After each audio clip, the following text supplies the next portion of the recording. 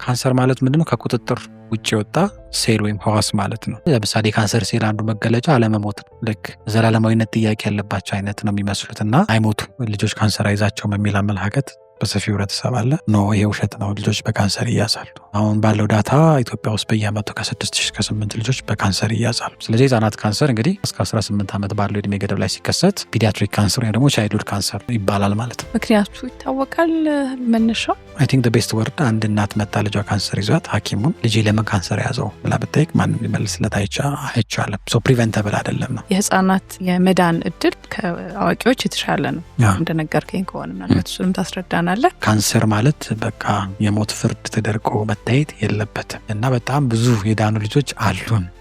አሁን አንድ ሰው እንዴት ነው ምልክቶቹን ማወቅ የሚችለው? ለምሳሌ ትኩሳት የካንሰር ምልክት ሊሆን ይችላል። ግን ትኩሳት ያልያዘው ልጅ ያልገጠመው ልጅ የለም። ሰው መቼ ነው ትኩሳት የካንሰር ምልክት ሊሆን የሚችለው?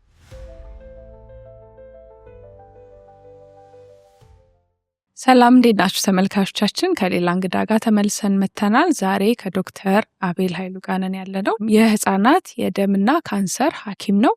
ዛሬ በህፃናት ካንሰር ላይ ሰፊ የሆነ ውይይት ይኖረናል። ዶክተር እንኳን ደህና መጣ። እንኳን ደህና ቆየሽ ሶፊያ። መጀመሪያ እስቲ ለመረዳት ያህል የህፃናት ካንሰር ሲባል ምን ማለት ነው?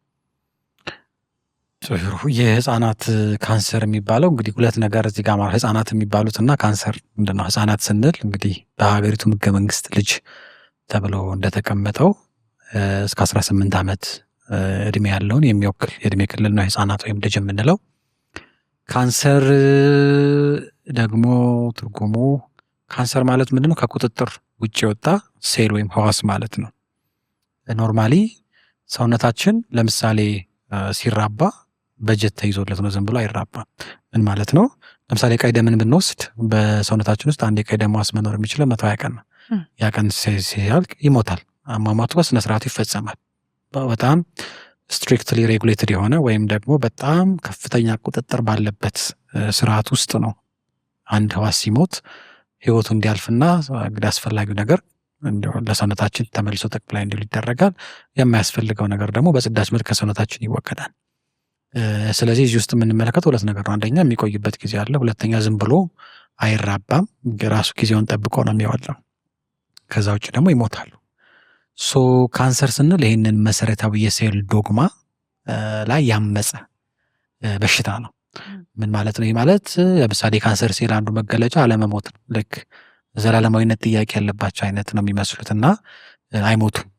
አንዱ አለመሞት ነው። ሁለተኛ ደግሞ የመራባት ነገራቸውን ስንመለከት ሰውነታችን እንዳልኩሽ ለምሳሌ አንድ ወይም ሁለት ሴል ብቻ ከሆነ መራባት ካለበት በዛ መንገድ ነው የሚሄደው። ካንሰር ግን ያለ ቁጥጥር ዝም ብሎ ፕሮሊፈሬሽን ይለዋል ወይ ዝም ብሎ ይራባል ማለት ነው። ሶስተኛው ነገር ደግሞ ምንድን ነው? አንድ ሴል ለምሳሌ የጉበት ሴል ወይም የጉበት ህዋስ የምታገኘው ጉበት ጋር ነው።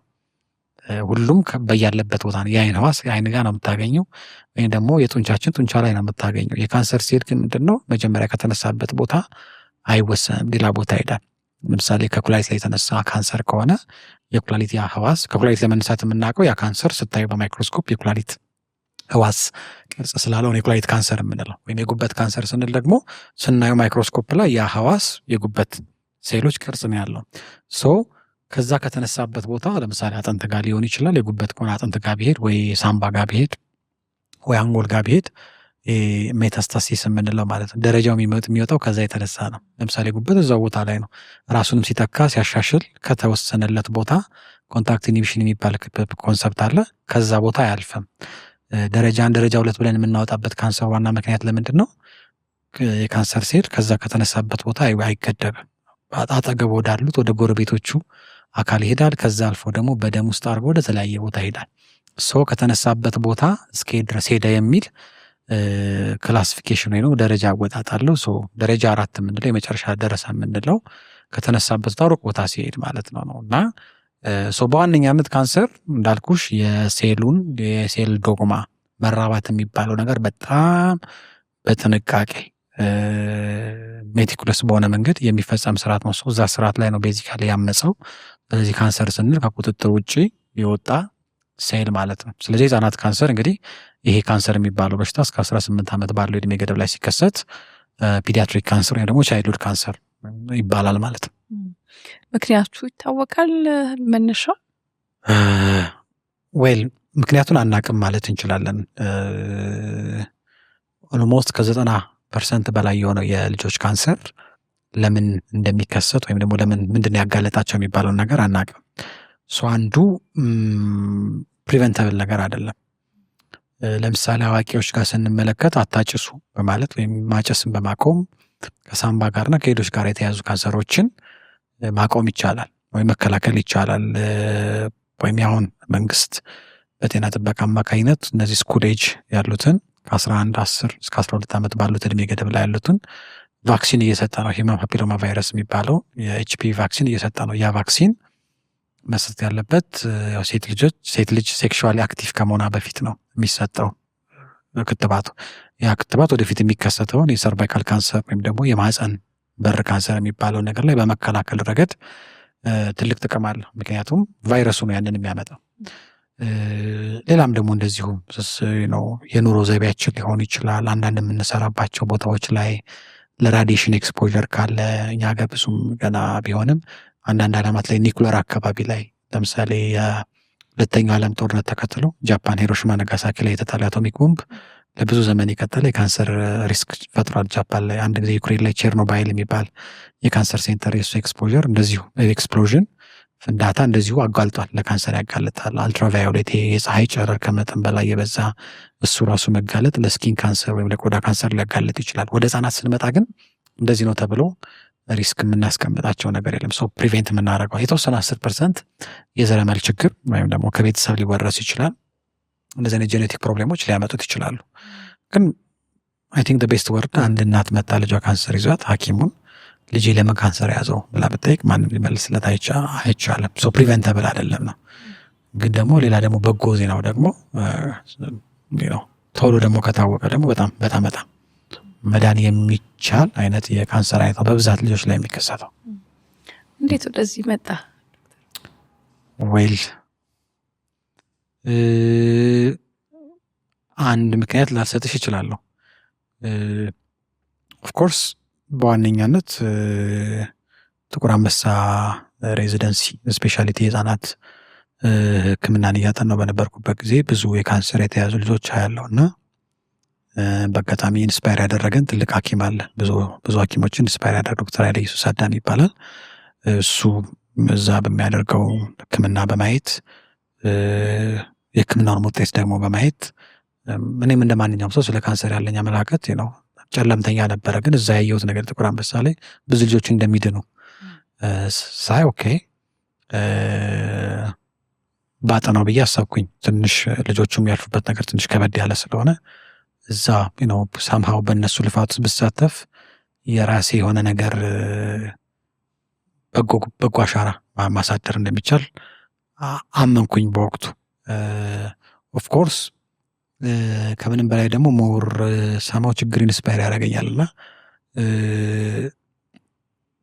መጽሐፍ ላይ የምናነበው አውትካም አለ። ለምሳሌ 90% እንደዚህ ነው፣ ይሄኛው ካንሰር 85%፣ ይሄኛው ካንሰር 100% ነው ሚድነው ይልሻል። ያንን ፊገር ወይም ያንን ቁጥር ሙሉ ለሙሉ ግን የተማርኩበት ጥቁር አንበሳ ላይ አላየሁት።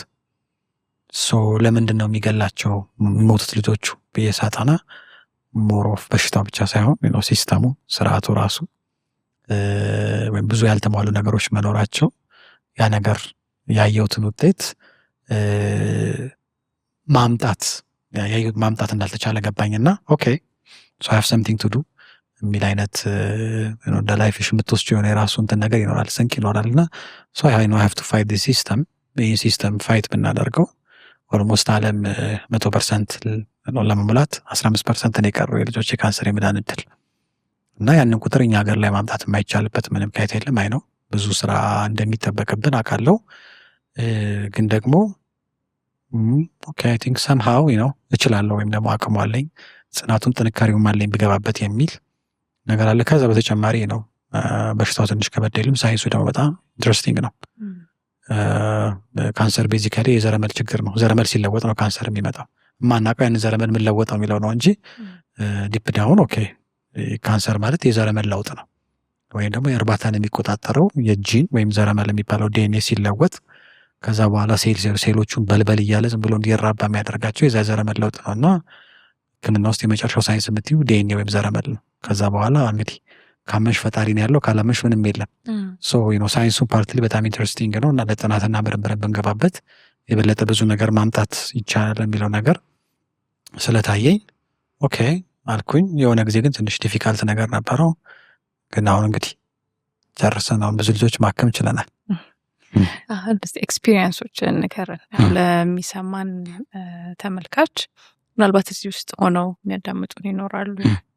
ምናልባት ደግሞ እውቀቱ ሳይኖራቸው ግን ማወቅ የሚፈልጉም ብዙ ተመልካቾች ይኖሩናል እና አክቹዋሊስት ኤክስፒሪየንሶችን ንገረን። ቅድም 85% አልከኝ ዓለም ላይ የመዳን እድሉ ማለት ነው። እኛ ሀገር ስንት ላይ ነው ያለው? እኛ ሀገር እንግዲህ እንደየቦታው ይለያያል። አብዛኛው ብዙ ኤክስፒሪየንስ ብዙ ፔሸንቶችን በማከም ልምድ ያለው የጥቁር አንበሳ ስፔሻላይዝድ ሆስፒታል ነው። ከ11,000 በላይ ልጆች አክሟል ባለፉት 15 ዓመታት ውስጥ እና እዛ ባለው ስንመለከት ኦልሞስት 50% 60% በሚባል መልኩ አጠቃላይ የካንሰር ሰርቫይቫል ወደዛ ደርሷል። አንዳንዶች ግን 90% በላይ ሰርቫይቫል ያላቸው የካንሰር አይነቶች አሉ። ብዙ አይነት ስለሆነ ነው የልጆቹ የካንሰር አይነቶች። ስለዚህ ከዛ አንጻር ሕክምናው በእኛ ሀገር ውስጥ የሚቀር ነገር ቢኖርም ግን በጣም ብዙ የተሰሩ ስራዎች አሉ። ከዛ አንጻር ስናየው ጥሩ ውጤት ነው የምለው። ኦፍኮርስ በጣም ብዙ የምናሻሽላቸው በጣም ብዙ የምናስተካክላቸው ነገሮች አሉ። ቢሆንም ግን ከሌሎቹ የሕክምና ሁኔታዎች አንጻር ስንመለከት በተለይ የህፃናት የካንሰር እድገት ሕክምና ከሕክምናው እድገት በጣም ፈጣን በሚባል መልኩ ነው እየሄደ ያለው እና ብዙ ውጤት አለን። መጀመሪያ ሲጀመር እንደነገርኩሽ እነ ዶክተር ኃይለ ኢየሱስ በኋላም ሌሎቹ የመጡት ዶክተር ዳንኤል ዶክተር አብዱልቃድር ሲጀምሩት የነበረበትና አሁን ደግሞ ያለበት ሁኔታ ደግሞ ስናየው ኦኬ በጣም ብዙ ማይል ሄደናል የሚያስብል ነው። ስለዚህ ሕክምናው ሀገሪቱ ላይ አለ። አብዛኛው የሚባለው ሕክምና አለ። ብዙ የዳኑ ልጆችም አሉ። ኮሌጅ የገቡ ልጆች አሉ። ብዙ ሰርቫይቨር አለን። ብዙ ወላጆችም ደግሞ ልጆቻቸው የተረፉ ደግሞ እንደገና የራሳቸው ማህበር ደግሞ አቋቋሙ በዚህ ሁኔታ ላይ ያሉት ልጆችን ለመርዳት ደግሞ ብዙ ጥረት እያደረጉ ነው ያሉት እና ስቲል ያለኝ ፒክቸር ጥሩ ነው። ይሄ ነው የምለው። ፕሮሰሱን እስቲ ንገረን። አሁን አንድ ልጅ መጀመሪያ የህፃናት የመዳን እድል ከአዋቂዎች የተሻለ ነው እንደነገርከኝ ከሆነ ምናልባት እሱንም ታስረዳናለህ። ሂደቱ ምንድን ነው የሚመስለው? አንድ ልጅ ተይዞ ያ ችግር ኖሮ ሲመጣ ምን ያህል ጊዜ ይፈጃል? ምንድን ነው ትሪትመንቱ? እንዴት ነው ሂደቱን እስቲ ያስረዳን። በጣም ጥሩ። እንግዲህ እዚህ ጋር ነገር ለማለት የህፃናትና የአዋቂዎች ካንሰር ልዩነቱ ምንድን ነው የሚለው ማወቅ ጥሩ ነው። ወይም ደግሞ የተሳሳተ አመለካከቶች አለ። የመጀመሪያው ልጆች ካንሰር አይዛቸውም የሚል አመለካከት በሰፊው ህብረተሰብ አለ። ኖ ይሄ ውሸት ነው። ልጆች በካንሰር ይያዛሉ። ልጆች በካንሰር ይያዛሉ ብቻ ሳይሆን አሁን ባለው ዳታ ኢትዮጵያ ውስጥ በየአመቱ ከ6,000 እስከ 8 ልጆች በካንሰር ይያዛሉ። የሚያሳዝነው ነገር ከ2,000 የማይበልጡት ናቸው ህክምናውን እያገኙ ያሉት። ይህን ቁጥር መቀየር አለብን የሚል እንቅስቃሴ እንግዲህ ተጀምሮ ነው የኢትዮጵያ የህፃናት የደምና ካንሰር ማህበር የተመሰረተው። የልጆች ካንሰር የሚባል ነገር አለ። የነገርኩ ቁጥር በሀገራችን አሁን ያለው ቁጥር ነው። ሌላኛው ደግሞ ቻይልድሁድ ካንሰር ኢዝ ሃይሊ ኪውረብል፣ በጣም መዳን ይችላል፣ ሚድን ነው። ካንሰር ማለት በቃ የሞት ፍርድ ተደርጎ መታየት የለበትም እና በጣም ብዙ የዳኑ ልጆች አሉን። አንደኛው ነገር እሱ ነው። ልዩነቱ ምንድነው? ከአዋቂዎች ጋራ እንደነገርኩሽ የአዋቂዎች ካንሰር ሪስክ ፋክተርስ ወይም ደግሞ አጋላጭ የሚባሉ ምክንያቶች አሉት። ልጆች ላይ እንደዛ ነገር አናገኝም። አንደኛው ልዩነት እሱ ነው። ፕሪቬንት የምናደርገው ወይም ደግሞ የምንከላከለው ነገር አይደለም። በዋነኛነት የምናተኩረው አርሊ ዳያግኖሲስ ወይም ደግሞ ቶሎ ሳይሰራጭ ብዙ ሳይሄድ ቶሎ ማግኘቱ ላይ ነው ማለት። ለምሳሌ የአይን ካንሰር ስቴጅ 1 ላይ 95% ነው ኪውር ቻንሱ።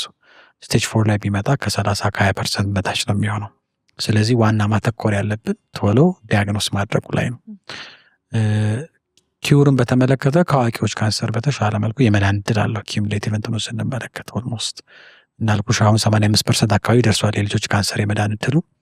የአዋቂዎች ገና አጠቃላይ ስንደምረው 50% 40% አካባቢ ላይ ነው ያለው። ስለዚህ ከአዋቂዎች በተሻለ መልኩ የመዳን ዕድል አለው። ሌላኛው በአይነት ይለያያል። በአይነት ልጆች ላይ በብዛት የሚከሰተው የካንሰር አይነት አንደኛ የደም ካንሰር የሚባለው ነው። ሊውኬሚያ፣ ሊንፎማ የምንላቸው የደም ካንሰር በዋነኛነት ልጆች ላይ የሚከሰቱ በቀዳሚነት እሱ ነው። ሁለተኛ የብሬን ቲዩመር የምንለው ነው ወይም የአንጎል ማብለሰረሰርቲ። ሶስተኛ የኩላሊት ካንሰር፣ አራተኛ የአይን ካንሰር እያለ ይቀጥላል።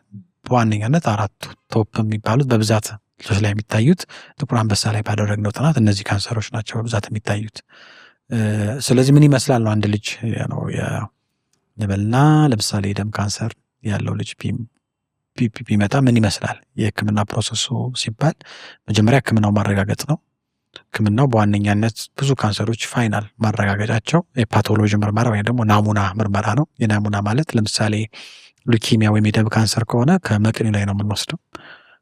ከመቅኒው ላይ እንወስድና መቅኒው ላይ እነዚህ ቅድም ያልኩሽ ከመጠን በላይ የሚራቡት ሴሎች አሉ ወይ ቁጥራቸው ስንት ነው ተብሎ ይታያል። እነዛ ሴሎች አይተን ቁጥራቸው ከመጠን በላይ ከሆነም ኦኬ የደም ካንሰር አለበት ተብሎ ይረጋገጣል ማለት ነው። አይነት አላቸው። በየአይነቱ መሰረት እንግዲህ ትሪት ይደረጋል ማለት ነው። በዛ መንገድ ነው። ናሙና የኩላሊት ካንሰር ከሆነ ኦኬ ናሙና ይወሰዳል። ናሙና የታይቶ የኩላሊት ካንሰር መሆኑ ይረጋገጣል። ጡንቻ ላይ ከሆነ እብጠት ከመጣ ከእብጠቱ ላይ ይወሰዳል ናሙናው፣ በማይክሮስኮፕ እናየዋለን።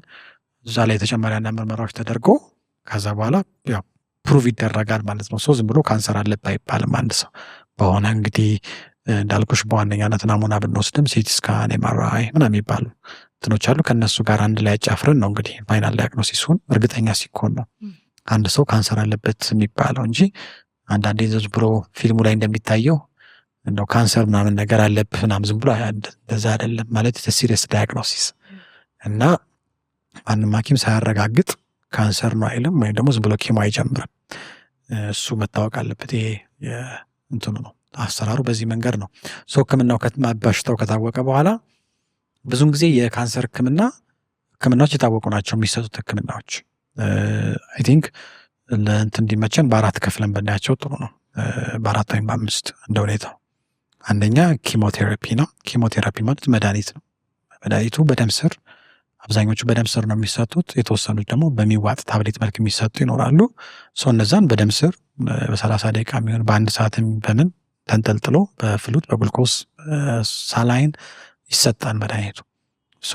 እነዚህ አንደኞቹ ኬሞቴራፒ እንላቸዋለን። ሁለተኛው እንደ በሽታው አይነት በተለይ በባጭ መልክ የሚመጡት በሽታዎች ላይ ብዙውን ጊዜ ሰርጀሪ ያስፈልጋል ወይም ደግሞ ቀዶ ጥገና። ለምሳሌ የኩላሊት ካንሰር ከሆነ ይወጣል ማለት ነው ካንሰሩ በቀዶ ጥገና። የጉበት ከሆነ የተወሰነ የጉበት ክፍል የታመመው ክፍል ይወጣል። ጡንቻ ላይም ከሆነ እንደዛው፣ አጥንት ላይም ከሆነ ይወጣል ማለት ነው። የደም ካንሰር ላይ ለምሳሌ ያስፈልገናል የቀዶ ጥገና የሚባለው ነገር ጀስት መቅኒ ውስጥ ያለ ነገር ነው። ኬሞቴራፒ ብቻ ትጠቀሚያለሽ፣ አልፎ አልፎ ጨረር። ሶስተኛው ወደ ጨረር ነው የምንመጣው፣ ሬዲዮ ቴራፒ ወይም ደግሞ የጨረር ህክምና የሚባለው ነው። የጨረር ህክምና በጣም አስፈላጊ የሚባል ህክምና በባለፉት የካንሰር ህክምና ጉዞዎች ላይ በጣም ትልቅ ስኬት ብለን የምናየው የራዲዮ ቴራፒ ለካንሰር እንደሚውል ማወቃችን ነው። የጨረር ህክምና በጣም አድቫንስ እያደረገ በየጊዜው እያደገ ሳይድ ኢፌክት ወይም ደግሞ የጎንሽቱ እየቀነሰ ሞር ፕሪሲሽኑ እርግጠኛነቱ የበለጠ እየጨመረ የመጣ ህክምና ነው። እሱ ይሰጣል። ሬዲዮ ቴራፒ የምንለው ብዙዎቹ በእብጠት መልክ ለሚመጡት አይነት ካንሰሮች ነው። ለሁሉም እብጠትም ያስፈልጋል ማለት አይደለም። እንደ ሁኔታው ግን የጨረር ህክምና ይሰጣል። ሲሰጥ ጨረር ሰው እንደሚያስበው የሚዋጋ ምናምን እንደዛ ነው አታውቂው። ጀስት ላይክ ሰው ኤክስሬ ተነስቶ ያውቃል። ኤክስሬ ሲነሳ እንዳለው ስሜት ነው። ምንም የሚታይ ነገር አይደለም፣ ወይም የሚያቃጥል ወይ እንደዛ ነገር አይደለም። ያንን ጨረር ሰው ይወስድና እንትን ያደርጋል ማለት ነው። አራተኛው ንቅለ ተከላ ወይም ቦን ማሮ ትራንስፕላንት የምንለው ነው። ለጊዜው በሀገራችን ህክምና የለም። እሱ ግን ከ20% አይበልጥ አጠቃላይ ካንሰር ውስጥ ይህንን ህክምና የሚያስፈልጋቸው ብዙ ጊዜ ሲመለስ ታክመው የማገርሸት ጸባይ ስላለው ሲመለስ ካልሆነው አንዳንድ በሽታዎች ላይ ካልሆነ በስተቀር ብዙም አሁን ባሉት በሶስት ህክምናዎች 80% የሚሆኑትን የካንሰር ህክምናዎች ማዳን ይቻላል። ስለዚህ እነዚህ ናቸው። መጨረሻ ላይ ግን ሰፖርቲቭ ኬር የምንለው ነገር በጣም አስፈላጊ አሁን ከነገርኩሽ ከጨረሩ ከኪሞቴራፒው ከቀዶ ትነሳ ከቀዶ ጥገና ባልተናነሰ መልኩ የካንሰር ህክምና ላይ በጣም ከፍተኛ ኢምፓክት ያላቸው ሰፖርቲቭ ኬር እንለዋለን። ምንድነው ሰፖርቲቭ ኬር የሚባለው? ብዙ ነው። በውስጥ ብዙ ኮምፖነንቶች አሉት። ለምሳሌ ሰፖርቲቭ ኬር አንዱ የሚይዘው ሳይኮሶሻል ሰፖርት ነው። ሳይኮሶሻል ሰፖርት ማለት ምንድነው? የስነ ልቦናና ማህበራዊ ድጋፍ ማለት ነው። ለምሳሌ የስነ ልቦናና ማህበራዊ ድጋፍ የሚጀምረው ሆስፒታል ከመጡበት ሰዓት ጀምሮ ነው። ካንሰሩን መጀመሪያ እንግዲህ ምንድነው ብሬኪንግ ባድ ኒውስ የሚባል ትምህርት አለን እኛ አንድ እናት ወይም አንድ አባት ወይም አንድ ቤተሰብ ልጅ ካንሰር አለበት የሚለው ነገር ሲሰማ ቀላል ነገር አይደለም። ፕሮሰስ ለማድረግ አንደርስታንድ ለማድረግ በጣም ሲሪየስ እንትን ብዙ ነገር ነው የሚቀይረው። የቤተሰቡን ዳይናሚክስ ይቀይረዋል። እና ከዛ አንጻር የስነ ልቦና ሐኪሙ ተገኝቶ አንዳንዴ ፓረንትም ተገኝቶ በሽታው ይነገራቸዋል። ይሄ ነው ያለው ነገር፣ ካንሰር ማለት እንደዚህ ነው፣ መዳን የሚችል ነገር ነው ተብሎ መጀመሪያ ላይ ያለው ለቤተሰቡ የተነገረው ነገር በጣም ኢምፖርታንት ነው። አንደኛ ሕክምናው በሚገባ ተከታትሎ እንዲጨርስ። ቢኮዝ ትሪትመንት አበንድመንት አንዱ በተለይ ባላደጉ ሀገሮች ላይ ወይም ደግሞ እነዚህ ገቢያቸው ዝቅተኛ የሚባሉ ሎ ኤንድ ሚድል ኢንካም ካንትሪ ላይ አንዱ ቻሌንጅ ምንድነው? ትሪትመንት አበንድመንት ነው። ሕክምናውን አለመጨረስ። ካልጨረሰ የምን ዕድሉ በጣም ዝቅተኛ ነው የሚሆነው። አንዱ የሚያቋርጡበት ምክንያት ለምሳሌ ትንሽ እብጠት ሲቀንስላቸው ልጃችን ተሻለው ብለው መቅረት። ያ እንዳይሆን በሚገባ የመጀመሪያው ካውንስሊንጉ ኢምፖርታንት ነው። ከዛ በመቀጠል ደግሞ ሰፖርት መደረግ አለባቸው ሶሻሊ። ኢማጂን አሁን ባለው የህክምና አቅርቦ ኢትዮጵያ ውስጥ አንድ ቤተሰብ የካንሰር ህክምና አገልግሎት ለማግኘት ሚዲያን ትራቨሉ 6 ሰዓት ነው እና እንበልና ለምሳሌ ደም ካንሰር 3 ዓመት ነው ህክምና የሚፈጀው። በተለይ መጀመሪያዎቹ 8 ወር በጣም መመላለስ አለበት እና በየቀኑ 6 ሰዓት እየተመላለሰ ህክምናው ጨርስ ማለት የማይሆን ነገር ነው። ባለው ኑሮ ውድነት ሌሎች ልጆች አሉ፣ አንዱ ስራ ማቆም አለበት። ስለዚህ ከባድ ነው። አሁን ምን ያደረግን ያለ ለምሳሌ ኢትዮጵያ ባለው ነባራዊ ሁኔታ ላይ ተስፋ አዲስ የወላጆችና የልጆች ካንሰር ኦርጋናይዜሽን የሚባል አለ። እሱ ድርጅት ምንድነው የሚያደርገው? እዚህ አዲስ አበባ ላይ ብራንች አላቸው ወደ 4 ኪሎ አካባቢ፣ ሐዋሳ ላይ አሁን ከፍተዋል፣ ጅማ ላይ ያላቸው፣ ጎንደር ላይ ያላቸው። ከርቀት የሚመጡን አስቢ ከቤኒሻንጉል ይመጣል እዚህ ድረስ፣ ወይ ከሶማሊያ ቀብሪ ዳህር ከተለያየ ቦታ ይመጣሉ።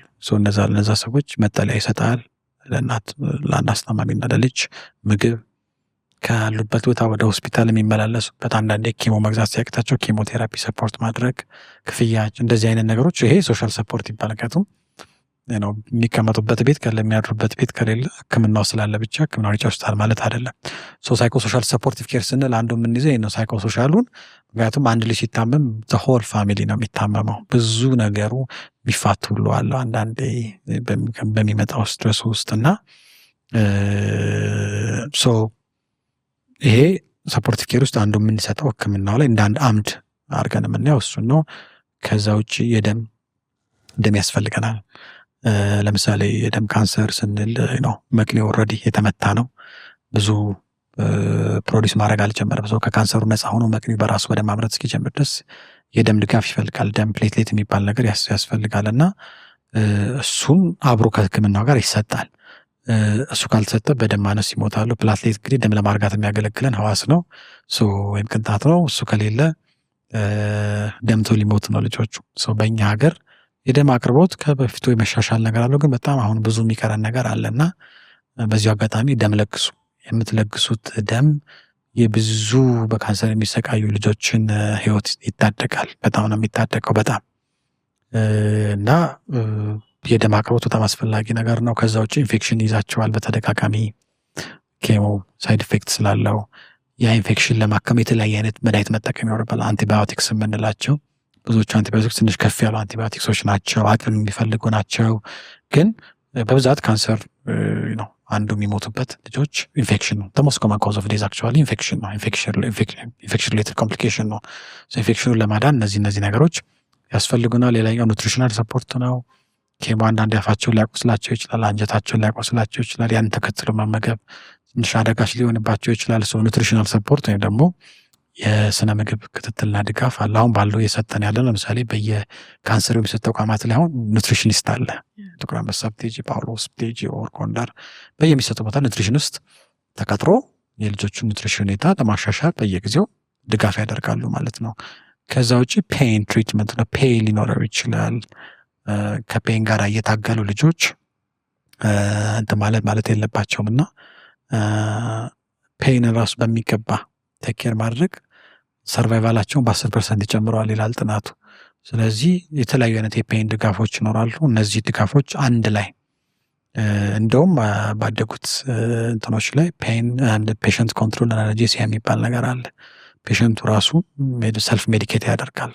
ፕረስ የሚያደርጉት ነገር አለ። ዌንኤቨር ዴይ ፊል ፔን ፕረስ ያደርጉት ይሰጣቸዋል። መጥ ነው።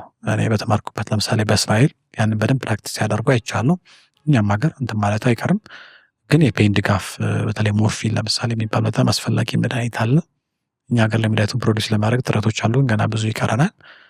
የፔን ድጋፍ በጣም አስፈላጊ ነገር ነው። ይሄንን በማድረግ ልጆቹ ላይ ያለውን ምንድነው እንትን ያስፈልጋ። ከዛ ውጭ ደግሞ እንግዲህ ስፒሪቹዋሊቲ ወይም መንፈሳዊ ድጋፍ የሚባለው አለ። እንደየ ሃይማኖቱ ሰው እንደ ተስፋው ፈጣሪ ላይ ያለው ተስፋ እኛ እናበረታታለን። እንደ ሐኪም ሰዎች ተስፋ የሚያስቆርጡ ነገሮች በየመሃሉ ብቅ ማለታቸው አይቀሩም። ያንን ጊዜ ጠንክሮ ለማለፍ ሰው የሆነ ሆፕ ድጋፍ ያስፈልገዋል። ስለዚህ ሰዎች በፈጣሪ ላይ ያላቸው መተማመን ለሕክምናቸው በጣም ጠቃሚና አስፈላጊ ነው ብዬ አምናለሁ። እኛ ሀገር ብዙ ሆስፒታሎች ላይ ገና አልተለመደም እንጂ ባደጉት እንትን ላይ ቻፕል አብሮ ከሆስፒታል ጋር አብሮ ይገነባል። የፕሬየር ሩም ወይም የመጸለያ ወይም የሚሰግዱበት ቦታ ሆስፒታሎች ጋር ጎን ለጎን ይዘጋጃል እና ብቻቸውን እንዳልሆኑ ከነሱ በላይ ያለ ኃይል አብሯቸው እንዳለ ፔሸንቶች ማመን አለባቸውና ከዛ ጋር በያንን ሲያደርጉ የበለጠ የመዳን እድላቸውን ፖዚቲቪቲ በጣም ኢምፖርታንት ስለሆነ ነው። በዚሁ አጋጣሚና አንዳንድ ፔሸንቶች በጣም ይገርሙኛልና ፋሚሊው ያለው ሆፕ ወይም ደግሞ ቤተሰቡ ጋር ያለው ተስፋ ለልጁ ብቻ ሳይሆን ለእኛም ይተርፋል። ብዙ ጊዜ ሐኪሙ ብቻ ተስፋ እንዲሰጥ ይጠበቃልና እንደዛ አይደለም እውነታው። የፓረንት ሁኔታ ራሱ መልሶ ለወላጆቹ ተስፋ ይሆናል። እኔ አንድ ጊዜ ሳክም ዚላንሴት ከሶማሊያ ሀርጌሳ የመጣውና ልጁ ዌስት ሲንድረም የሚባል እና ፕላስ ኦቲዝም አለበት። ልጁ ሲንድረም የሚጥል አይነት በሽታ ነው። ትንሽ መዘግየት አለ እድገት ላይ። ከዛ በተጨማሪ ኦቲዝም አለበት ልጁ እና በዛ ላይ እንግዲህ አሁን የደም ካንሰር ይዞ ነው የመጣው እና ያው የደም ካንሰር ነው። እያከምኩት እያለ ልጁ አይሲዩ ገብቶ ነበረ። ከአይሲዩም በኋላ ወጣ እና ይኸውም ከሀርጌሳ ነው የመጡት።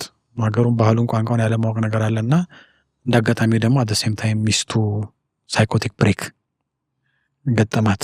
ሳይኮሲስ ነገር ማለት ነው እና የአእምሮ በሽታ ነው እና ሁለቱም እንዴት ቴክ ኬር በሰው ሀገር ነው ያለውና ፋይናሊ አባትየው አለቀሰ።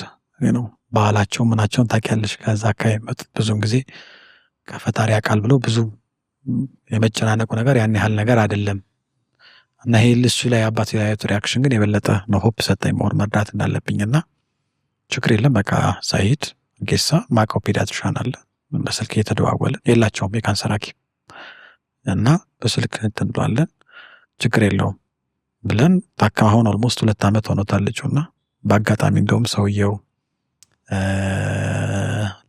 ለማህበራችን ሲመረቅ መጥቶ እንደ ፓረንት ምስክርነት ሰጥቷል እና መጽሐፍም ጽፏል። አባትየው የማይሰንስ ስትራግል የሚል የልጅ ስትራግል የሚል በሶማሊኛ ቋንቋ ተሰጥቶ እዛ ላይ የካንሰር ሕክምና ፋሲሊቲ መዘጋጀት አለበት ብለው በማመን ነው እና በወቅቱ ምንድነው ሰውየው ላይ የነበረው ፋይት ሆፕ እንድንረዳው ያደረገው ነገር እኛም ኤክስትራ ማይል እንደማንኛውም በቃ ብሎ ቢሄድ አንቺን ብዙ እንትን ልትያት የሰዎቹ መነሳሳት አንቺን ደግሞ እንደገና የበለጠ ኤክስትራ ማይል እንዴት እንደ ኤክስትራ ማይል ልትሄጂ ያደርግሻልና ፖዚቲቪቲ ጥሩ ነው።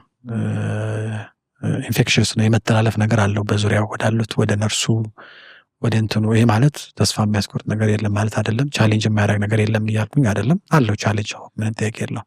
ሌታሉ እንደዚህ አይነት በሽታ ይቀርና ልጃችን ጉንፋን ሲይዘው እንኳን ምን ያህል ነው የሚያስጨንቀን። ግን ሰዎቹ ጋር ያለው እንትን ደግሞ ተመጋጋቢ ነው ለማለት ፈልጌ ነው። ብዙ ከፓረንቶቹ ዲማንድ እያደረግን ይህ ይሟላልን እያልን ሳይሆን ያው እኛም ሰው አይደለንም። እኛም ባይዘወይ እንፈተንበታለን። እኛም ላይፍ ትንሽ ስትረስፉል ነው። በዚህ ዙሪያ ላይ የምንሰራ ሰዎች ይዘን የምንሄደው ብዙ ነገር አለ ወደ ቤታችን ጋውናችን ሆስፒታል ትተነው ብንመጣም ግን ጭንቀቱን እኛም ማታ አንዳንዴ ቅልፋችን እስክንቃዥ ድረስ ብዙ ጭንቀቶች አሉብን። እኛም አናርፍም። አንዳንድ ሰው እንደዛ ሊመስል ይችላል፣ ግን እውነታው እንደዛ አይደለም። ወጥተን ነው ሌሎች ዓለማት ላይ ያሉት ትጠይቂያለሽ፣ ኮንሰልት ታደርጊያለሽ።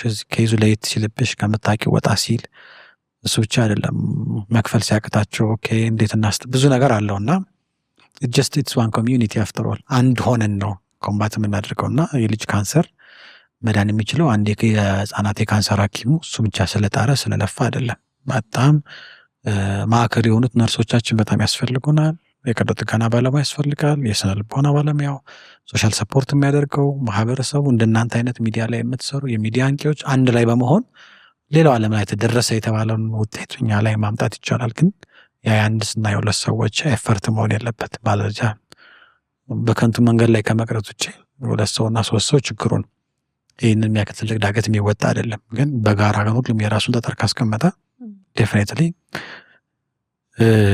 ለልጆቻችን የተሻለች ዓለም ኢትዮጵያ ላይ መፍጠር ይቻላል። እና ይሄ ያልኩሽ ሰፖርቲቭ ኬር የሚባለው እንደውም ባለፉት 40 ምናምን ዓመታት ስንመለከት አዳዲስ የካንሰር መድኃኒቶች ብዙ ተገኝተው አይደለም ውጤቱ ከፍ ያለው። በዋናው የተሻሻለው የሰፖርቲቭ ኬር የሚባለው ነው። ቅድም ያልኩሽ ሳይኮሶሻል ሰፖርቱ ሲሻሻል፣ ፔን የሚባለው ህመምም የሚባለው ሲሻሻል፣ የደም አቅርቦቱ በጣም ሪፋይንድ የሆነ ነገር እየሆን በየጊዜው እሱ ላይ ያሉት ነገሮች የተሻሻሉ ሲመጡ፣ አይሲዩ የሚባለው የጽኑ ማንኬሩ እያደገ ሲመጣ፣ አዌርነሱም አብሮ ሲመጣ፣ ሕክምና እንዳያቋርጡ የበለጠ ብዙ ድጋፍ ሲደረግላቸው፣ እነዚህ ነገሮች ናቸው በጣም በከፍተኛ ሁኔታ የካንሰር ሰርቫይቫልን ከፍ ያደረጉት እንጂ ንቅለ ተከላ አሁን አይደለም። 1970ዎቹ ላይ ንቅለ ተከላ ነበረ። የዛሬ 50 ዓመት አካባቢ ፈረንጆቹ ኦልሬዲ ንቅለ ተከላ እየሰሩ ነው። ግን 1970 ከስትመጪ የልጆች ካንሰር ከ30% የበለጠ ሰርቫይቫል አልነበረው። አሁን ወደ 85% የገፋው በዋነኝነት እነዚህ ነገሮች አንድ ላይ ሲጨመሩ፣ ስለዚህ መሳ ለመሳ ጎን ለጎን የሚሄዱ ነገሮች ናቸው እና አንድ አይነት የሆነ ሕክምና አይደለም። ብዙ አይነት ሰፖርቶች ተደምረው ነው ይሄ የካንሰር ሕክምናውን የበለጠ እንዲያሻሽሉት። ንጹህ የሆነ ኤንቫይሮንመንት ይፈልጋል። እንዳልኩሽ ኢንፌክሽን ሆስፒታሊቲ፣ ኢንፌክሽን አጠባበቅ አለ አይደለ? እነዚህ ነገሮች ተደማምረው፣ ሁለተኛ ደግሞ አለመቻል። ለምሳሌ አንቲባዮቲክሱ አለ መድኃኒቱ ኖሮ መግዛት ካልቻለ ሰው እንዴት ነው እንትን የሚሆነው? መንግስት ለምሳሌ ኬሞቴራፒ ላይ ከ60% በላይ ሰብሲዳይዝ ወይም ድጎማ ያደርጋል። 40%ቱን ነው እንግዲህ ህዝቡ እንዲከፍል እንትን የሚያደርግ። ግን ስቲል 60% ብዙ ድጋፍ ነው። ግን 40% ለህዝብ ግን ስታዩ ይከብዳል ስቲል አሁንም ካለ ኑሮ ሁኔታ አንጻር እና ጥሩ የሆነ የጤና መድህን ስርዓት ሄልት ኢንሹራንስ ይህን አጋጣሚ በጣም የሚመለከተው አካል በሙሉ እኛን ጨምሮ ሁላችንንም የሚያቅፍ ጠንካራ የሆነ ሄልዝ ኢንሹራንስ ወይም ደግሞ የጤና መድህን መፍጠር ከተቻለ ማለት ብዙ አይደለም ለሚጠበቅበት ልፋት ብዬ አስባለሁ። ለካንሰር ብቻ ነው አጠቃላይ ሀገሪቱን የጤና ሲስተም በደንብ ጥሩ ሁኔታ ላይ እንዲደርስ ከተፈለገ ጥሩ የሆነ የጤና መድህን ስትሮንግ የሆነ የጤና መድህን ያስፈልጋልና እነዚህ ተደማምሮ ነው እንዳልኩሽ የካንሰር ሕክምናን ማሻሻል የተቻለው እንጂ መድኃኒት ስላለ ወይም ሐኪሙ ብቻ ስላለ አይሆንም። የብዙ ነገሮች ህብረት ነው ይህንን አሁን የተባለውን ውጤት ማምጣት ያስቻለው። ልጆቹ እንዴት ነው የሚቀበሏቸው ስትነግሩ? ያው እንግዲህ ዲፔንድስ እንደ ልጆቹ እድሜ ይወሰናል።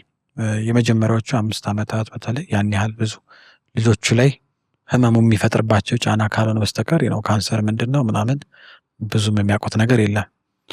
አንዳንዶቹ ይገርማል። ለምሳሌ አንድ የ5 ዓመት ልጅ ነበረ ማክመውና የሆነ ጊዜ ላይ ይሄ ውስጥ ያለው ስፓይደር መቼ ነው የሚወጣው አለኝ እና ውዝ ላይክ በጣም ነው የገረመኝ። አንደርስታንዲንጉ ውስጥ የሆነ ነገር እንዳለ ገብቶታል ማለት ነው። ቢኮዝ የ5-6 ዓመት ኮንክሪት ቲንኪንግ አይጀምሩም። ሞር ኦፍ ኢማጂኔሽን ውስጥ ያሉበት እድሜ ስለሆነ ብዙ ነገር በኢማጂኔሽን ነው አንደርስታንድ የሚያደርጉት። ወይ የሆነ ቡጊ ማለት መስላቸው ትችላለሽ እኮ ኦልዌይስ ከእንትን ጋር እንትን ስታየውና ሞር ኦፍ ፋሚሊውን ማኔጅ ታድርጋ። እነሱ ምንድነው ከኮምፕሊኬሽኖች ልጆች ላይ የሚያመጣው ግን በሚገርም ሁኔታ ቶሎ ነው በጣም ማቹር የሚያደርጉት። ካንሰር ውስጥ ያለፉ ልጆች ስትረሱ ሞር ማቹር ያደርጋቸዋል። ፈጣን ናቸው ብዙዎቹ ልጆች። በጣም ያውቁታል። የሚወስዱትን መድኃኒት ምን እንደሆነ ያውቃሉ። ቀጣይ ምን እንደሆነ ያውቃሉ። በደንብ ነው የሚረዱት። ቶሎ ሲስተሙን እንትን ያደርጉታል። ከፍ እያሉ ደግሞ ሲመጡ የማወቅ የሚባለው ነገር የሆነ ነገር ዌይት ክብደት ምን ማለት እንደሆነ የሚገባቸው እድሜ እየመጣ ሲመጣ ላይ አዶለሰንት ላይ ምንድነው ያዘኝ ለምንድን ነው የምታከመው? አንዳንድ ጊዜ ወላጅ አትንገሩ ይልሻል በሽታቸውን ሰው በመደበቁ ምክንያት ልጆቹ ነው ግራ ይገባቸዋል እና አልወስድም ይሄን መድኃኒት እንዲህ አይነት ነገሮች ቻሌንጆች አሉ። ግን ብዙ ጊዜ ልጆች ከምንገምተውና ከምናስበው ላይ ቶሎ ወደ ሲስተሙ ከተወሰነ ጊዜ በኋላ 1 ዓመት ልጅ በቃ ለምዶ ነርሶቹ ደም ለመውሰድ ሲመጡ በቃ እጃቸውን ይዘረጋሉ። አስቀድም እነሱ ራሱ ወደ ሲስተሙ ቶሎ ፈጣን ስለሆነ እድገታቸው ብዙ ነገር እንትን ያደርጋል። ግን ስቲል ቀላል አይደለም የሚያልፉበት ስትረስ ቀላል አይደለም። ግን ይህንን የሚሰማው አድማጭ ማወቅ ያለበት ነገር የሆነ ነገር ማድረግ ይቻላል ነው። ሰዓሊው እኮ መጥቶ ዋርዳቸውን በስዕል ቢያሸበርቀው ነው አይደለ? መጥቶ ነው ተረት ብታነቢላቸው ነው በጣም ብዙ ነገራቸውን ያቀላቸዋል። አርት ቴራፒ የሚባል አለ አይደል? አንዴ ብዙዎቹ አሁን ውጭ ላይ ቫዮሊንስ፣ ጊታር የሆነ ነገር ለምደው ይወጣሉ። በዚህ ሕክምናችን እንትናቸው ውስጥ ፔት ቴራፒ የሚባል አኒማል ቴራፒ እኛ ጋር ብዙ እንትን አላልነውም እንጂ ከልጆቹ ጋር ብቻ የምታደርጊያቸው ነገሮች ምን ያደርገዋል? ሕክምናውን ይሄ በመሳቀቅ ምክንያት እንዳያቆሙት ልጆች ብቻ አለው አክቹዋሊ ወላጆችም ትልልቅ በጣም እነዚህ እንግዲህ ሃይ ኢንካም ካንትሪስ የምትያቸው በጣም ያደጉ ሀገሮች ላይ ከና ሆስፒታላቸው ስቴጅ 5 ስታር ሆቴል ነው የሚመስልሽ ከንጽህናው ማለት ሞል አለው ምናምን እና እዚህ የለመድነው ነገር ስላለ ለእኛ ሰማው እንትን ሊሆን ብሻሪ ነው ባይ ዲዛይን ነው ዋትስ ጎይንግ ኦን ያለሽ ነው ምቾት እንዲሰማቸው ነው። እና እኔ በተማርኩበት ላይ በቃ የሚደረገው ነገር ስታይ የሆነ ሴሌብሬት ድንገት ነው ሾው ያደርግና ነው ሰርፕራይዝ ያደርጋቸዋል። አንድ ማስታወሻ ለምሳሌ ልደቱ ቀን ነበረ። በጣም የሚወደው ባስኬትቦል ተጫዋች ነበረ እና እሱ ሳያውቅ ፋሚሊዎቹ ያንን የሚወደውን ባስኬትቦል ተጫዋች ምናምን ጠርተው ሰርፕራይዝ ያደረጉት ኢሞሽናል ያለቅሳሉ ልጆች። በጣም ይገርምሻል። አንድ ማቃት እዛ ዲዛይነር ነበረች እና የሚወስዱት የሆነ እዚህ ጋር የሚገጠምላቸው አለ ለኪሞቴራፒ ለመውሰድ የሚገባላቸው ካቴተር አለ። 1-2 ዓመት ይቆያል እና በየጊዜው ልጆቹን መውጋት አይጠበቅብሽም። አንዴ ይገባል በቃ በዛች ጋና ለዛ እንትን የሚጠቀም ዲዛይነር ነች። ለዛ የሚሆን ልብስ ሰርታ ስታስመርቅ ምናምን አይቻልም። ይሄ ምንድን ነው የሚያሳይሽ? የሆነ ነገር ማድረግ ይቻላል ማለት ነው። እኔ ዶንት ሃቭ ቱ ቢ ዶክተር እዛ ጋር ያሉት ልጆች ለመርዳት እያንዳንዱ የሆነ ነገር ማስቀመጥ ይችላል በተለያየ መንገድ። ፋይናንሻሊ ደግሞ ያለው ሰው ሰፖርት ማድረግ እንደዚህ ተቋማት ማህበራችን እኛም አለ በተለያየ የምንሰራቸው ብዙ ስራዎች አሉ። ቢረዳ አቅም ያለው ምንድነው ጉልበት ያለው በጉልበቱ ይባላል፣ ገንዘብ ያለው በገንዘቡ እንደሚባለው የተለያየ ሰው ያለውን ጊፍት ተጠቅሞ የሆነ ነገር ማድረግ ይቻላል። እና ልጆቻችን ደግሞ የወደፊቷን ኢትዮጵያ የሚረከቡት በእነሱ ነው ተስፋችን ያለውና ከኢኮኖሚ አንጻር አትራፊ ነው። አንድ ልጅ አድነሽ ብዙ ዓመት ለሀገርም ጥቅም ትልቅ ያለው ነገር ነውና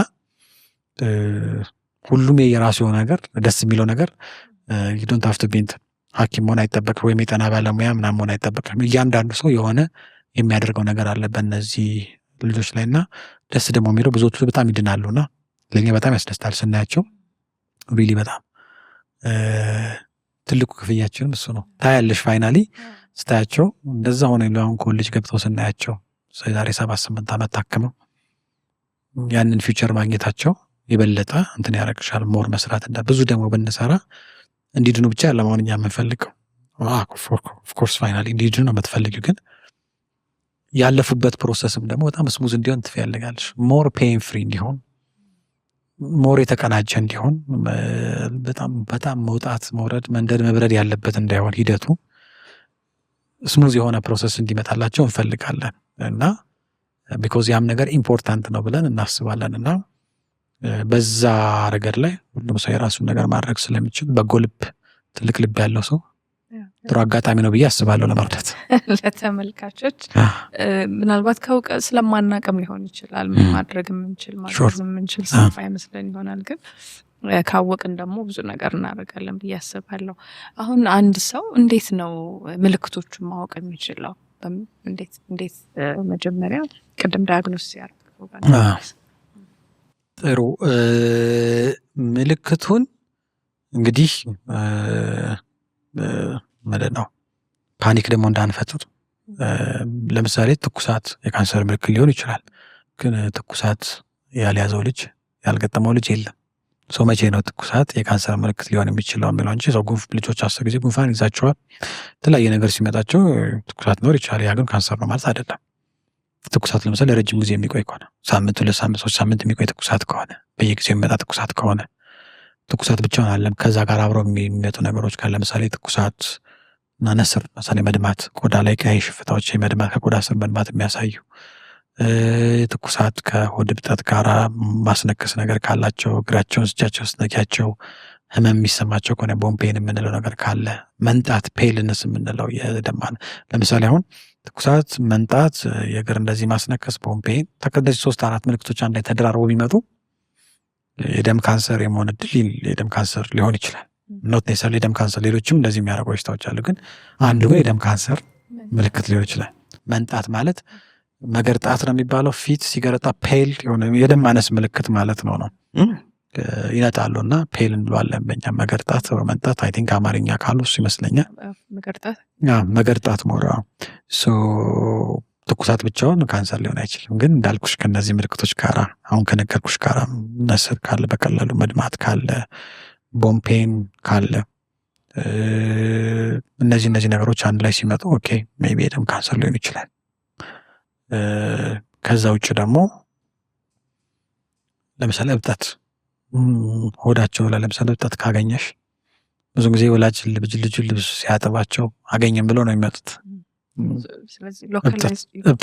አንድ ቦታ ላይ ሆነ ለምሳሌ ወዳቸው ልጆች ትንሽ ሆዳቸው ትንሽ ቦርጫ ናቸው ልጆች፣ ያው የሆዳቸው ጡንቻ አብዶሚናል መስላቸው ትንሽ ስትሮንግ ስላልሆነ ስለሚገፋው ለዛ ነው ቦርጫም ሆነ መስለው የሚታዩት። ግን በአንድ በኩል ሳይድ በግራ ወይ በቀኝ ካለ ለምሳሌ በዚህ ጋር በሁለቱም ሳይድ ለምሳሌ ሁለት ኩላሊት ነው ያለ። ከአንደኛው ላይ የሚነሳው ኩላሊት ልጆች ላይ የተለመደ ካንሰር ነው ወይም ስቲመር የሚባለው ቦታ ላይ ለምሳሌ እብጠት ካለ ኦኬ ሊሆን ይችላል ማለት ነው። ወይም ከጉበት ላይ ተነስቶ ሊሆን ይችላል። ወይም ኒውሮብላስቶማ ምንድነው ከዛ ከውስጥ ከነርቭ ላይ የሚነሳ ካንሰር አለ። ሊሆን ይችላል። እብጠት ካለ በተለይ የሚነካ በደንብ ፓልፐብል የሆነ ጠጠር ያለ ነገር ካገኙ ኦኬ መተው ቢታዩ ጥሩ ነው። ኔሰርሊ ነው ማለት አይደለም። ሌሎችም አሉ እንደዛ ሊያደርጉ የሚችሉ ካንሰር ያልሆነው። ግን እብጠት ኦኬ አንድ ምልክት ሊሆን ይችላል። ሌር ባገኛ ነው ለምሳሌ ኩላሊት ካንሰር ከተገኘ ስቴጅ 1 ላይ 95% ኪውራብል ነው። ስቴጅ 2 90 ያለ ይቀጥላል። ቶሎ ማግኘቱ የበለጠ ይረዳናል ለሕክምና ውጤቱ። ቀለል ይላል ሕክምናው መዳን ብቻ ሲሆን ፕሮሰሱን ቀለል ያለ ነው የሚሆነው። እብጠት እዚህ ላይ ብቻ አይደለም፣ እግር ላይ እጅ ላይ እብጠት ካለ ትንሽ የእብጠት መቼ ዝም ብላ ስለመጣች እሷን ካንሰር ነው አንልም።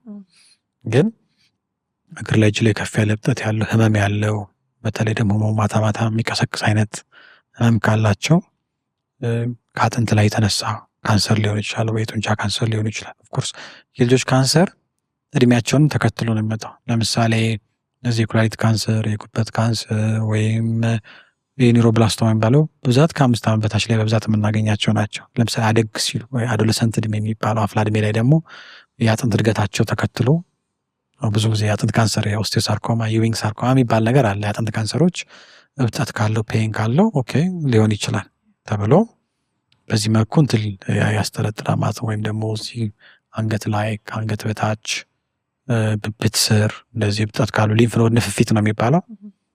የንፍፊቶች ሲያብጡ አንድ ምልክት ኦፍኮርስ ልጅ ለምሳሌ ቶንስል ሲይዛቸው የተለመደ ነው እዚህ ስር ማበጥ፣ ወይም ደግሞ ከጆሯቸው በስተጀርባ ጭንቅላት ላይ ፎሮፎሩ ምናምን ካለባቸው እዚህ ከጆሯቸው በስተጀርባ ሊያበጥ ይችላል። ያ ካንሰር ነው ማለት አይደለም። ግን ለምሳሌ እሱ ከእንትን ጋር አብሮ ከታጀበ ለምሳሌ በአጭር ጊዜ ውስጥ ፈጣን የሆነ ለምሳሌ በ1 ሳምንት በ2 ሳምንት ውስጥ በፍጥነት ያደገ እዚህ ያን ንፍፊት ቢኖር ካንሰር አመላካች ሊሆን ይችላል። ግን ቲቢም ሊሆን ይችላል፣ ሌላም ነገር ሊሆን ይችላል። ያው አላርም ማድረጋችን የሚጠቅመው ምንድነው? ሰዎች በጊዜ እንዲመጡ ለማድረግ ነው። ያነ በተለይ ከዚህ ጋር ለምሳሌ አንገት ላይ እብጠት ነው፣ ተጨማሪ ላብ ካለ፣ ክብደት መቀነስ ካለ፣ ትኩሳት ካለ እንዲህ አይነት ነገሮች አንድ ላይ ተደማምረው ሲመጡ ሊሆን ይችላል። ስለዚህ ቼክ ማድረጉ አይከፋም። ምንም ቢሆን አሁን የምናወራቸው ነገሮች መልስ የሌላቸው ነገሮች አይደሉም፣ መፍትሄ የሌላቸው ነገሮች አይደሉም። ስለዚህ ከታሰበ አምጥቶ መታየቱ። ስለዚህ ጀነራል ፔዲያትሪሽያን ጋር ነው የሚወስደው አንድ ወላጅ። ብዙን ጊዜ ጀነራል ፒዲያትሪሽያን ወይም ደግሞ የህፃናት ስፔሻሊስት የሚባሉት ሐኪሞች እነዚህ ዳር ፐርፌክትሊ አዌር ኦፍ ኢት በደንብ ያውቁታል። በደንብ ነው የሚያውቋት። ምልክቶቹን ያውቃሉ፣ የት መላክ እንዳለባቸው ያውቃሉ። ኢቨን ብዙ ነገሩን ስለ ውጤቱም እንደሚጠበቅ ራሱ በትምህርታቸው ውስጥ የሚያልፉበት ነገር ስለሆነ ያውቃሉ። ማንኛውም ጀነራል ለዚህ ብሎ የካንሰር ሐኪም ከማምጣት አይጠበቅባቸው። ስለዚህ የትኛውም ፔዲያትሪሽያን ይሄን ማየት ይችላል ወይም ዳያግኖስ ማድረግ ይችላል። በዛ ፕሮሰስ መሄድ ይችላል ማለት ነው። ቅድም እንዳልከው እንዲፈሩ አይደለም ወላጆችን እንዲደናገጡ ሳይሆን እንዳልከው ማወቃችን ቀድሞ ማወቁ ትሪትመንቱን ሊያቀልላቸው ስለሚችልና ሰርቫይቨር ሬቱንም ስለሚያሳድገው ነው። ስለ አሶሲዬሽኑ ትንሽ ንገረን። ምንድነው የታሰበው? እዛ ላይ ደግሞ ምን ኮንትሪቢዩሽን ማድረግ ይችላል? ጥሩ የኢትዮጵያ የህፃናት የደምና ካንሰር ማህበር ጥር 4 በግራንድ ኤሊያና ሆቴል ክቡር ዶክተር ደረጀ ዱጉማ የጤና ሚኒስትር ዴኤታ በተገኙበት ኦፊሻሊ ተመርቋል። የ5 ቀን ኮንፈረንስም አዘጋጅተን ብዙ ስራዎች መስራት የምንችልባቸውን ትልሞች ወጥነናል። አሶሴሽኑ ቤዚክሊ የተመሰረተው በኢትዮጵያ ባሉ የህፃናት የደምና ካንሰር ሐኪሞች ነው። ኦልሞስት ቁጥራችን ከፌሎ ሐኪሞች ጋር ተደምሮ አሁን ወደ 35 አካባቢ እንደርሳለን። ህክምናው በአሁኑ ሰዓት በኢትዮጵያ በጥቁር አንበሳ፣ ጳውሎስ ሆስፒታል፣ ጅማ፣ ጎንደር፣ ሐዋሳ፣ ወለጋ፣ አምቦ፣ መቀሌ እዛ አካባቢ በዛ በእነዚህ ሆስፒታሎች ላይ ህክምናው እየተሰጠ ነው ያለው። በዚህ ያሉ ሐኪሞች ናቸው እንግዲህ ይህንን እንትን የመሰረቱት ማህበሩን። ቅድም ነገርኩሽ ኢትዮጵያ ውስጥ በየአመቱ ከ6 ከ8 ሰዎች ቢያዙ ከ2000 ማይበልጥ ናቸው ህክምናውን እያገኙ ያሉት። ሬስት አር ዳይንግ ሆም ማለት ነው። ይሄ ብዙ ምክንያቶች አሉት። አንደኛው ለምሳሌ በሚገባ ሁኔታ ወይም ደግሞ የህክምና ቦታዎች ውስንነት፣ የባለሙያ ቁጥር አናሳ መሆን፣ ስለ ካንሰር ያለን አመለካከት ዝቅተኛ ስለሆነ በተለይ ወይም ደግሞ ካንሰር አይድንም የሚለው ነገር አብዛኛው አየሩን የተቆጣጠረ ወሬ ስለሆነ ብቻ ሌሎች ምክንያቶች መጥቀስ ይቻላል። ህክምናው ቁጥሩ በሚገባ ወደ ህክምናውን መስጠት ያልተቻለበት ሁኔታ ማለት ነው። ስለዚህ ይሄ የካንሰር ማህበር በዋነኛነት በ4 ዘርፎች ላይ ለመስራት የተቋቋመው የመጀመሪያው አዌርነስ ኤንድ አድቮኬሲ ነው። ማሳወቅ ነው። ስለ ካንሰር ልጆች ካንሰር ማሳወቅ ነው። የመጀመሪያው ማሳወቅ የምንፈልገው የልጆች ካንሰር የሚባል ነገር አለ። ካንሰር የአዋቂዎች በሽታ ብቻ ሳይሆን የልጆችም ካንሰር የልጆችም ጭምር እንደሆነ ማወቅ ነው። ከዛ ነው የሚጀምረው እውቀቱ። ሁለተኛው ነገር ኦኬ አለ ብቻ ሳይሆን ኢትስ ሃይሊ ኪውራብል በጣም መዳን የሚችል ነው። ከፍተኛ የመዳን እድል ያለው በሽታ ነው። ስለዚህ ይህን ማወቅ አለበት ሰው። በሶስተኛ ሁኔታ ደግሞ ህክምና ኢትዮጵያ ውስጥ የተሰጠ መሆኑን ደግሞ ማወቅ አለበት። ካንሰር ሲባል አይ በቃ የውጭ ሀገር መሄድ አለባችሁ አንዳንድ የሚያስኬዱ ነገሮች ሊኖሩ ይችላሉ። ግን አብዛኛው እንዳልኩሽ ከ80% በላይ የሆነውን የካንሰር ህክምና ኢትዮጵያ ውስጥ መስጠት ይቻላል። አሁን ባለን ሁኔታ መስጠት የሚያስችል አቅም ላይ ያለ ነው።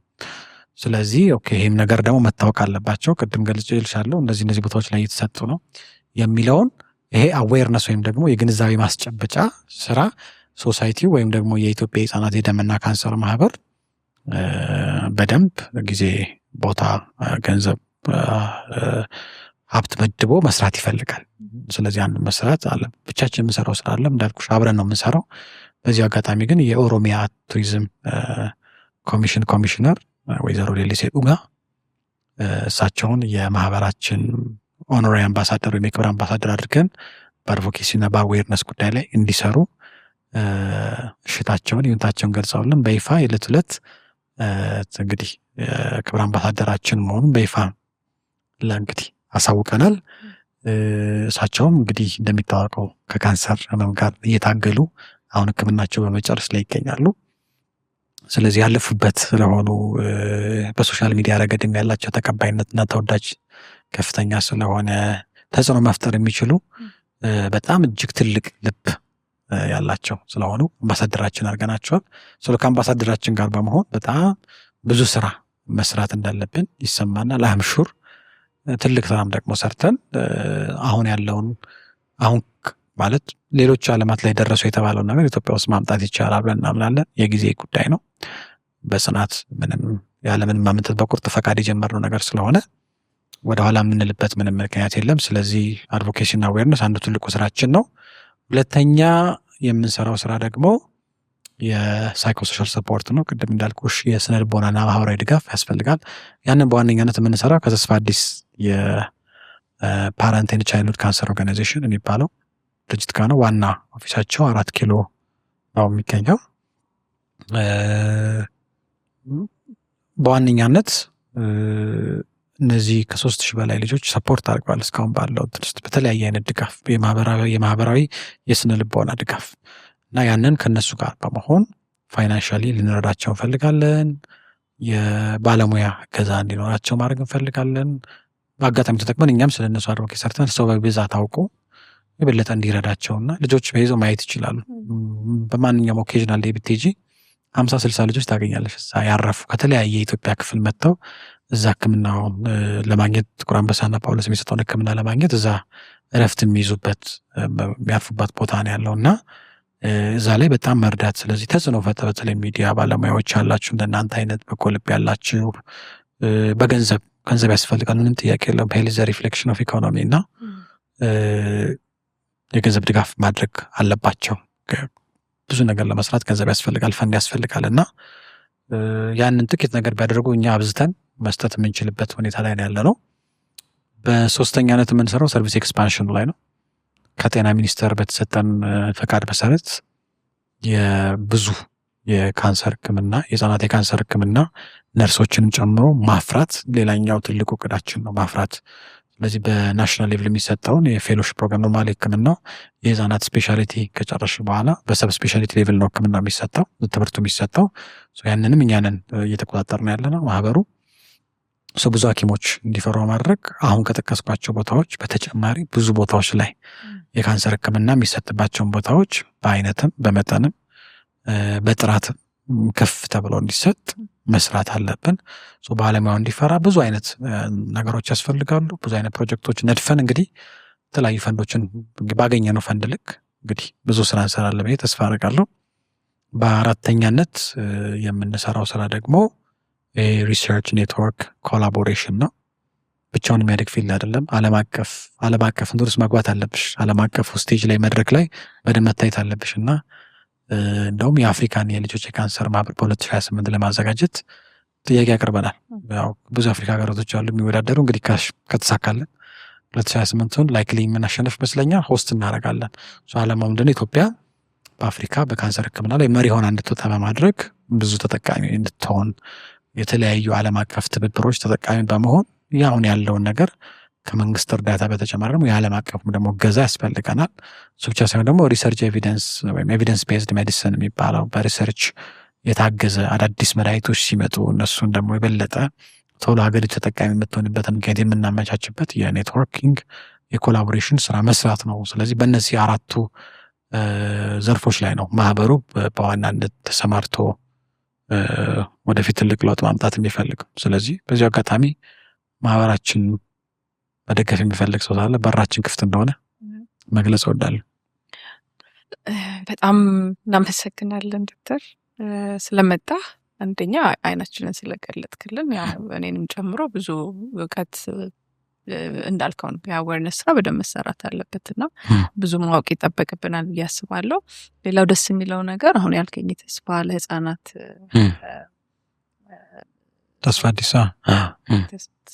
ተስፋ አዲስ እንደዚህ አይነት ቦታዎችን እንዳልከው በያለን ሙያ ሄደን ማገዝ መቻላችን ትልቅ ነገር ይመስላል።